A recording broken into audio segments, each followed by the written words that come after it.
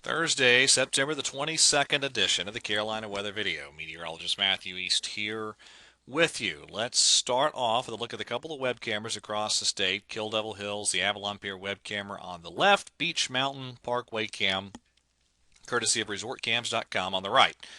Temperature 75 at Kill Devil Hills and 61 atop Beach Mountain. These are 4 o'clock hour temperatures, cutting this video just prior to 5 a.m. this morning.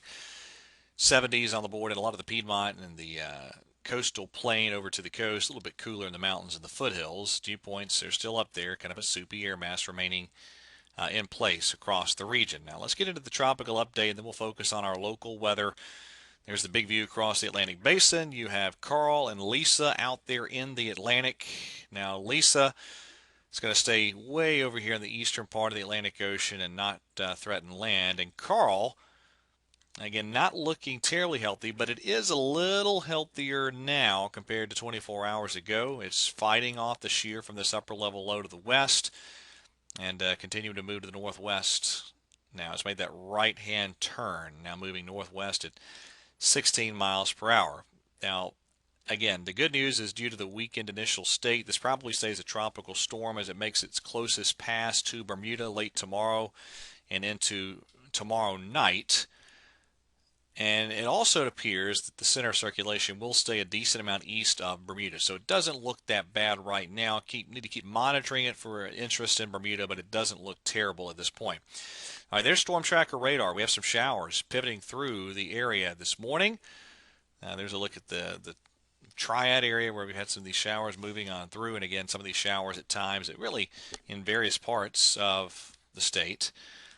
But the low pressure area causing all this is in a weakening state. You notice you don't have the really heavy, squally type of activity over here in the eastern parts of the state. And so I think what you're going to see here, here's the high resolution modeling, is probably get a little bit of a decreased coverage of rain around the state as a whole, around the Carolinas as a whole, compared to what we've had the last couple of days. But I still think plenty of cloud cover and some showers from time to time.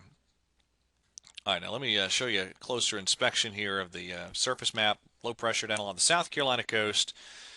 And you see a lot of cloud cover here on the high resolution modeling. Plenty of clouds helping to hold temperatures in check throughout the day today. Also, again, some of those passing showers here and there. So again, another day with temperatures kind of held down. Here's a look at our highs here on this Thursday afternoon.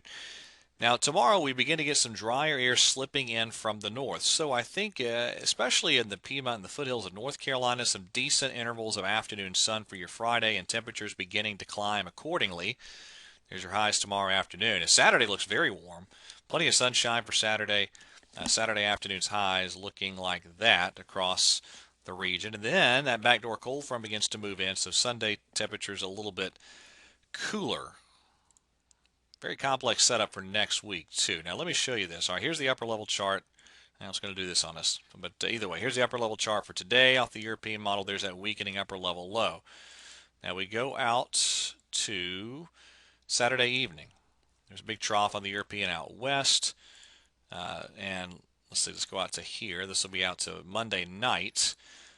A piece of energy is kind of broken off from that trough and kind of hanging out in the southwest. That is an error that happens with the Europeans sometimes. Then here comes this another piece of energy into the northeast, driving another cold front eastward, and then that kind of plunges into the eastern seaboard by Thursday morning.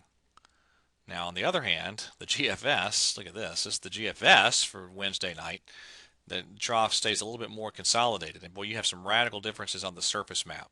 So let me take you through the GFS. All right, this is today. All right, and there's tomorrow, and really what I want to get out to here. Let's skip ahead a bit here. This is out to Monday, and then let's go to here. Actually, let's go to this one right here. All right, so this is going to be Tuesday of next week. On the GFS, you have this big high pressure over the northeast. At the same time period on the European model, let's grab this one right here. Same time on the European model, you have low pressure in the northeast and a cold front moving in. So radically different scenario between the modeling with how things unfold next week. Very complex weather scenario. I think the bottom line is that we'll have some shower chances at times and temperatures trending a little bit cooler as we get into next week, but the timing of the features next week still very, very much in question. All right, that is it for today's edition of the Carolina Weather Video. Thank you so much for watching. Everybody have a great day, stay safe, and God bless.